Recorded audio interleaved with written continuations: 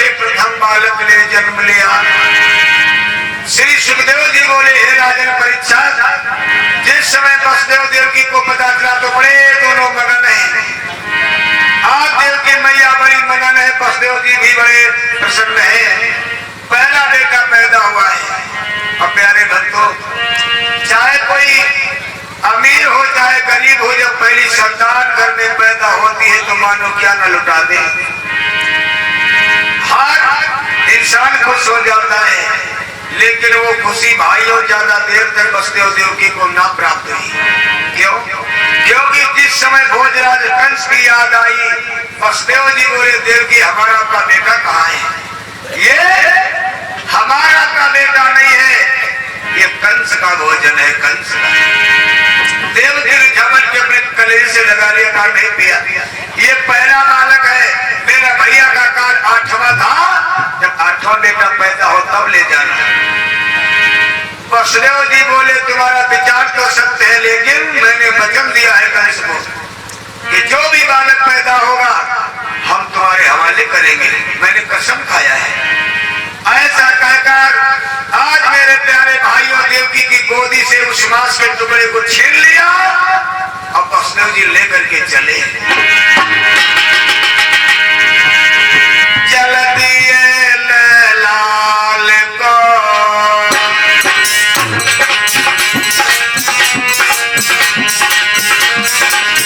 चल दिए लाल को, चल दिए लाल को, कंस के हिम जाने लगे, चल दिए लाल को।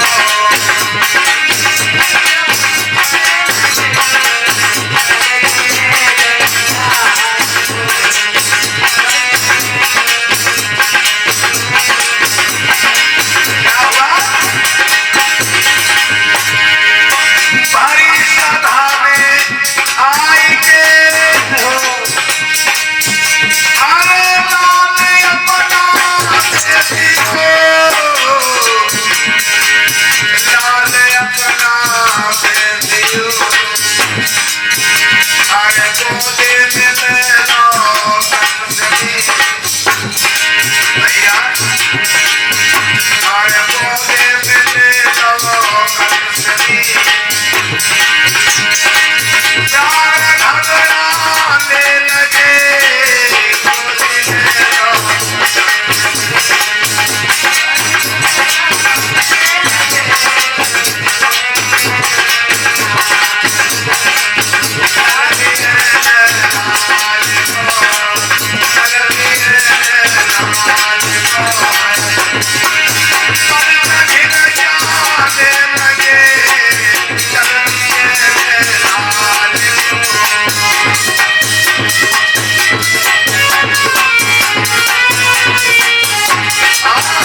याद रखना भाइयों, आज देखे भोजराज कंस के पास आज जो वसुदेव जी अपने कलेजे के टुकड़े को लेकर के पहुंचे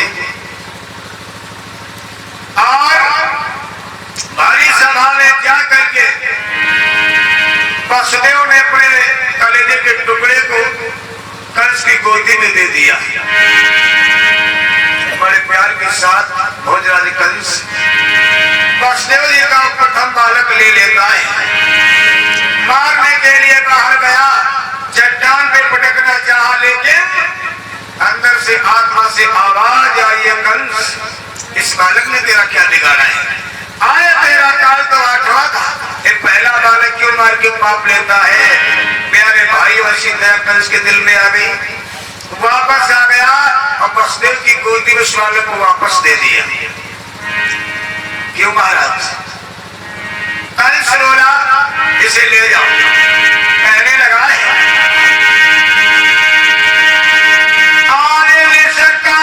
इसे न मारूंगा, इसे न मारूंगा, ले जाओ इसका, ले जाओ इसका।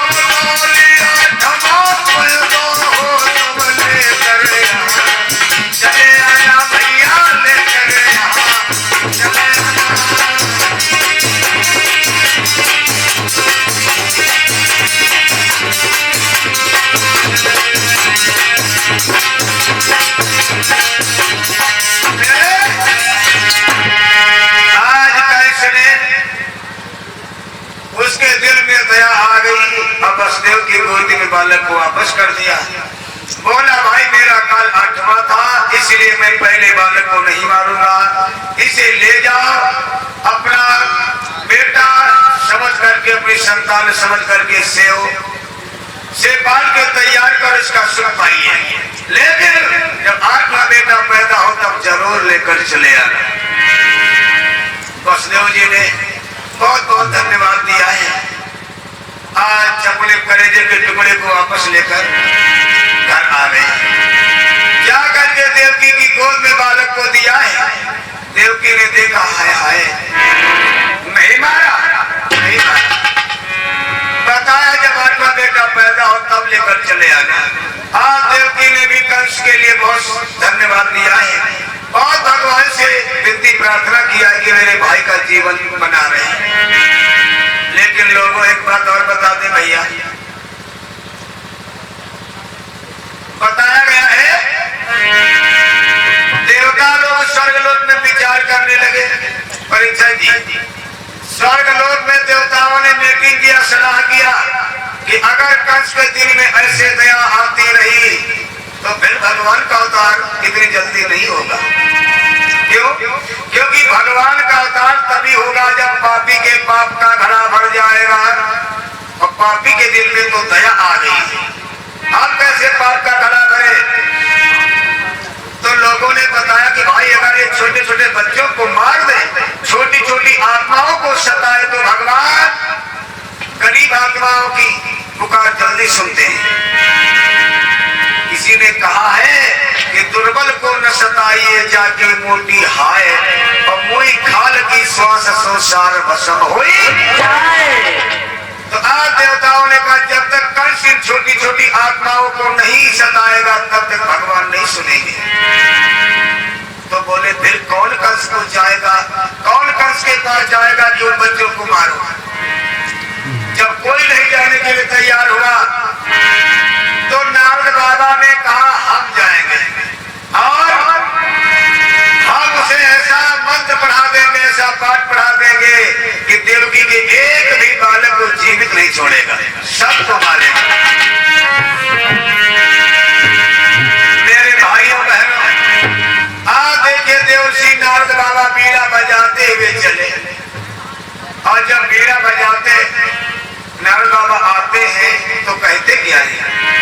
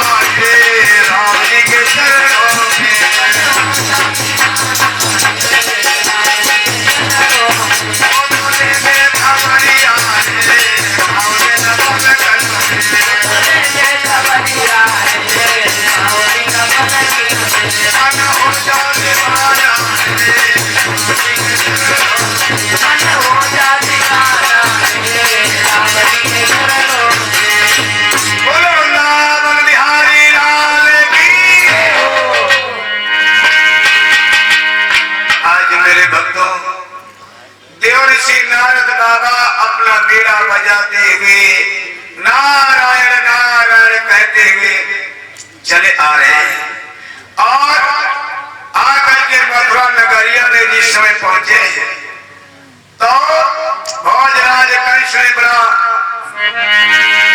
सुंदर सा आसन दिया है। देवर्षि नारद को बिठा लिया और भाइयों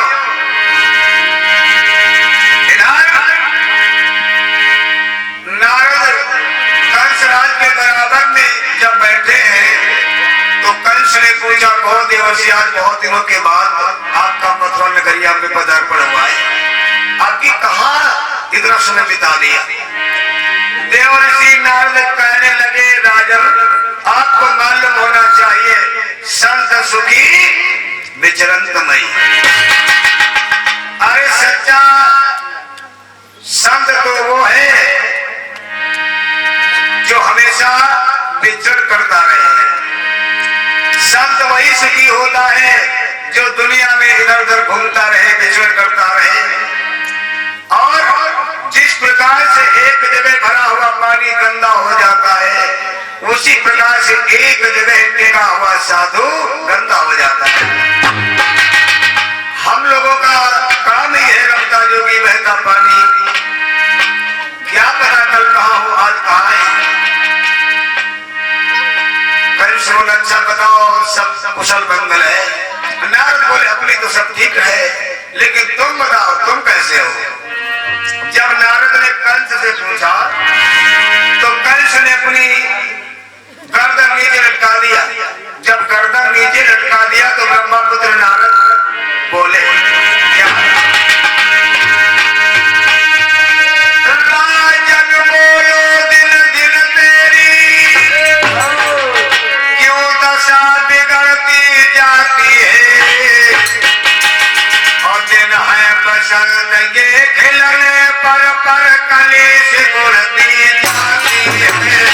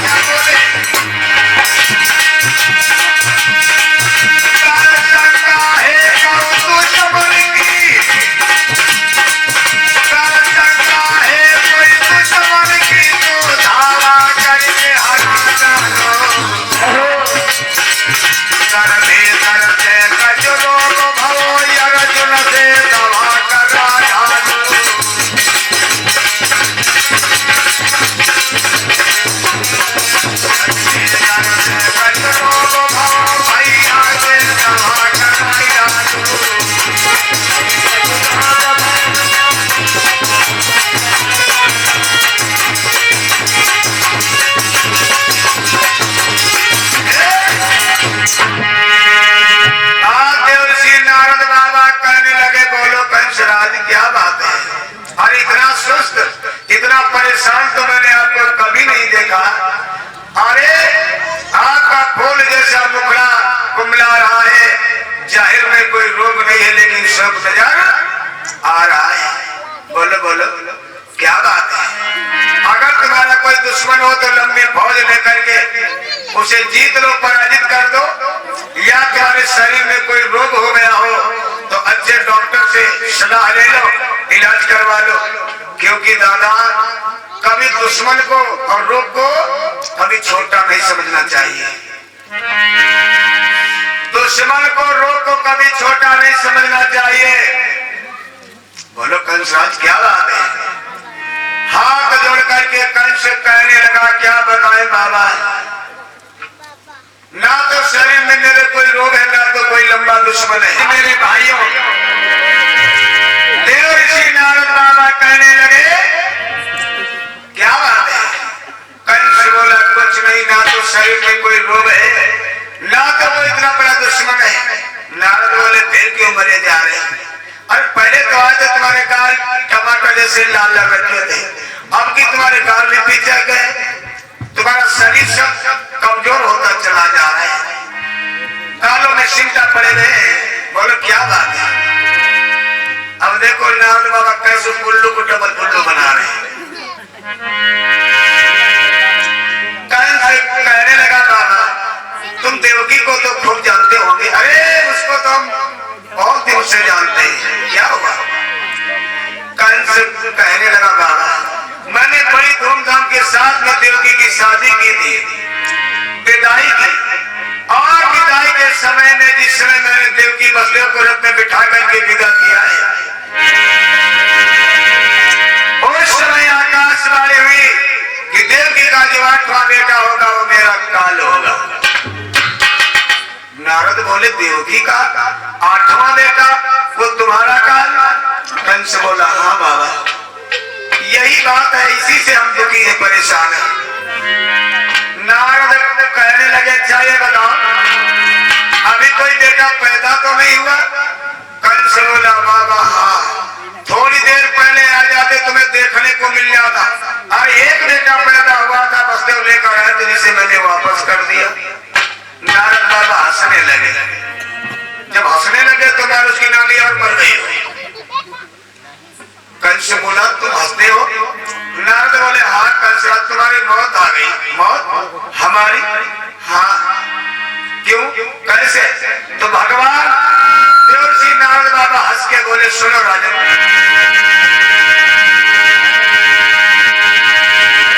ओ कंसराज दुश्मन को छोड़ बैठाया नंद मनाता है, सच है जब चतुर चूकता है तब 3 ठोकरें खाता है।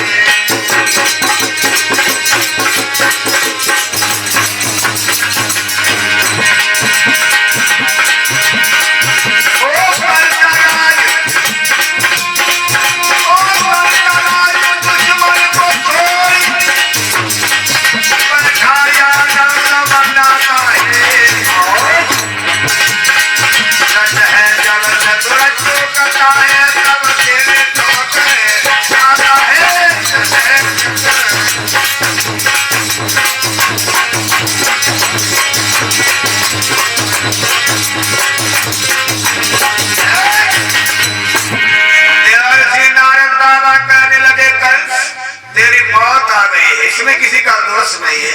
अरे बाबा मेरी मौत कैसे?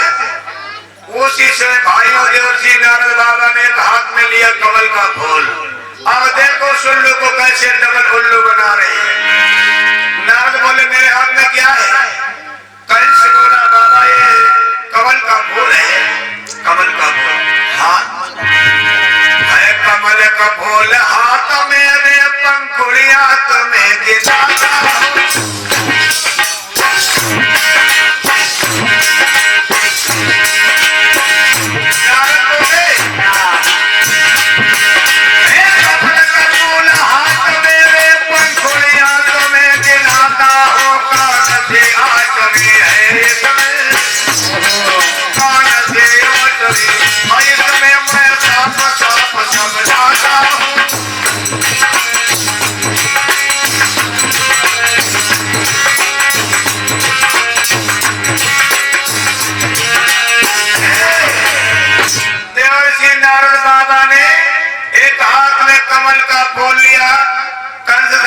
मेरे हाथ में क्या है? कंस बोला कमल का फूल।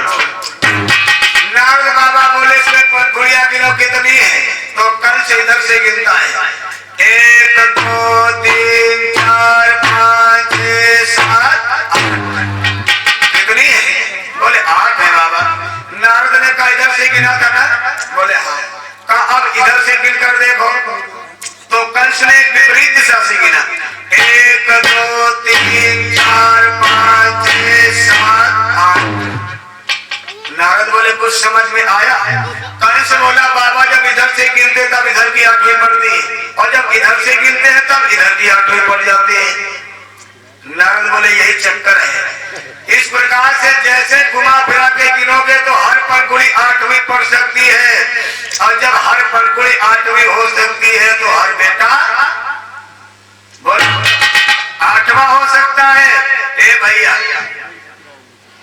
बाबा ने जैसे समझाया कंस के भूत सवार हो गया। नारद बाबा वहीं बैठे रहे, कंस वहां से भगा और भगा चौकर खोपड़ी में लड़ गई, गिरा और फिर गया। कहाँ गया?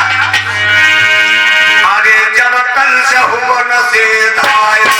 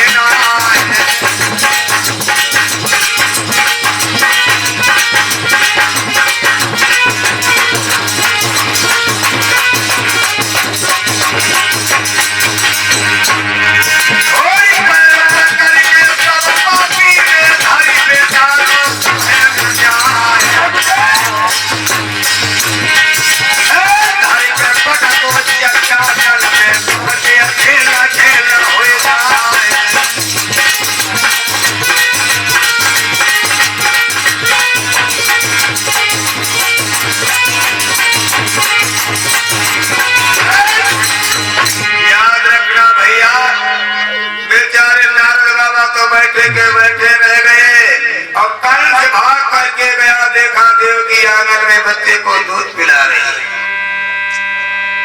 दौड़ करके गया देवकी की गोद से उस मांस के टुकड़े को छीन लिया। आज देवकी चिल्लाती रही भैया भैया भैया, लेकिन भैया ने ना सुना। आज पैर पकड़ करके नचा करके चट्टान पे जो धर के मारा है, आज मेरे भैया बच्चे की बोटी बोटी बितर गई। एक नहीं दो नहीं, श्री सुखदेव भगवान कहते हैं राजन परीक्षा, एक एक करके पापी कंस ने देवकी के 6 बालक मार दिए। और परीक्षा जी जब 6 बालक मर गए, 7वां गर्भ जिस समय देवकी ने धारण किया है तो भगवान के माया में काम किया। 7वां गर्भ देवकी के पेट में 6 महीने तक रुका। 6 महीने तक वो गर्भ रुका है देवकी के पेट में, बाकी समय कहाँ पहुंचा? भागवत में प्रमाण मिलता है कि गर्भ 7वां खींच कर माया ने तत्काल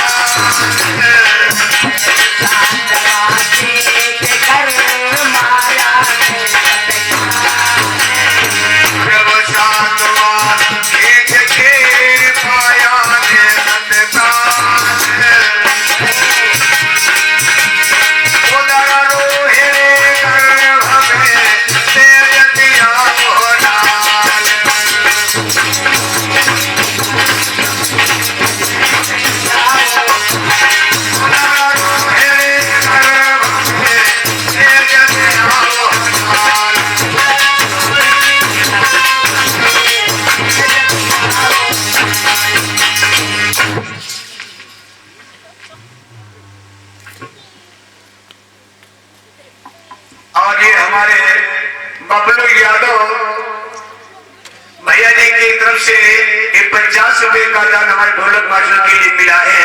भगवान स्वरूप कल्याण कर, जीवन मंगलमय हो।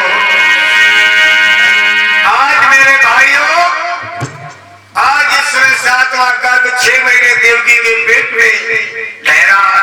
उसके बाद भगवान ने अपनी योग माया की सहायता से वो देवकी का गर्भ खींच करके शेष समय रोहिणी के गर्भ में प्रवेश कर दिया, जहां पर बलराम नाम का बेटा पैदा हुआ। 7वां गर्भ आज बलराम जी बन करके आ गए, जो रोहिणी के गर्भ से पैदा हुए। 6 महीने देवकी के पेट में और 3 महीने रोहिणी के पेट में रहे। जन्म एक है, गर्भ 2 है। हमारे देवताओं में 2 देवता ऐसे हुए हैं जो जन्म एक बार लिया और गर्भ 2 बार में। कौन?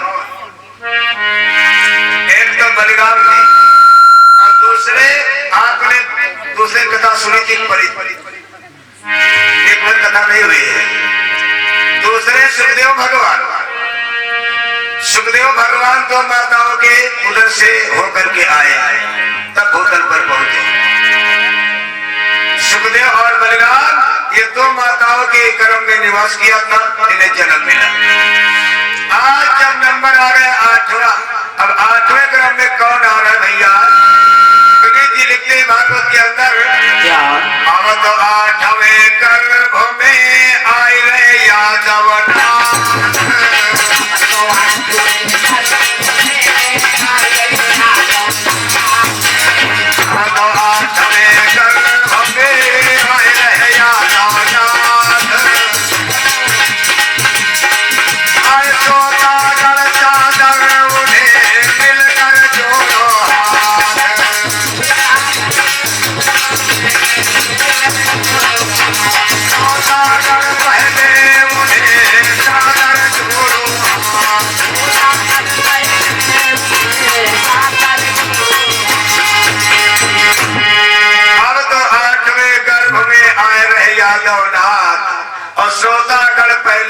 सादर जोड़ो।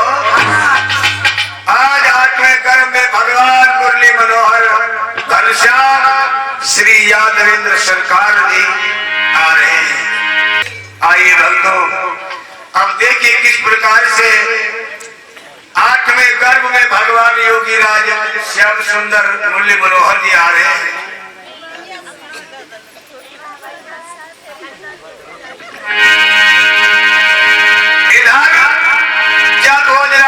को पता चला है कि देवती ने 8वां गर्भ धारण किया है, तो मेरे भाइयों, कंस ने वसुदेव देवकी को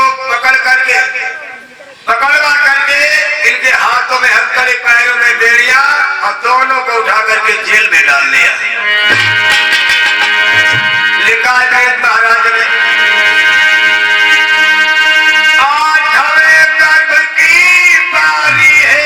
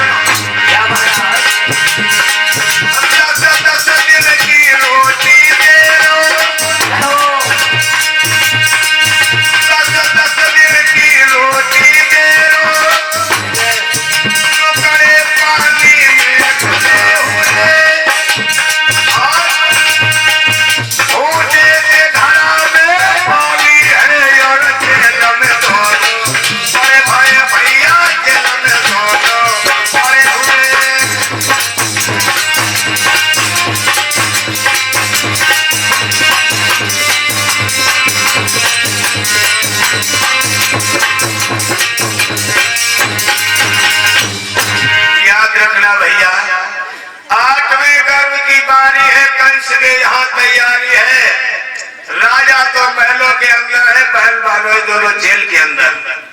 खाने के लिए क्या दे रहा है? 10 दिन की रोटी देता, टुकड़े पानी में गले हुए, और खूंटे से घड़ा में पानी है, और जेल में दोनों पड़े हुए। 10 दिन का भोजन गला गला करके कंस दे रहा है, ताकि पौष्टिक भोजन खाने से कहीं पेट का बच्चा बलवान न पैदा हो जाए, इसलिए सड़ा गड़ा भोजन 10 दिन का। आज देखिए भैया, जेल के अंदर दोनों पड़े हैं, वसुदेव और देवकी। सोच रहे परमात्मा ऐसा मैंने कौन सा पाप किया था जो गर्भवती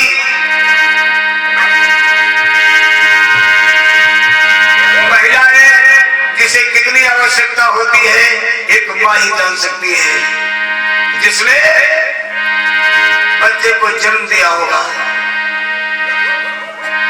आज सारी सुविधाओं को कौन कहे, नाना प्रकार की त्रास पा रही है मैया देव की, साथ में वसुदेव। दरवाजे पर 4 ताले लटक रहे हैं, 4 पहरेदार पहरा दे रहे हैं, और कंस ने इन्हें आदेश दे दिया है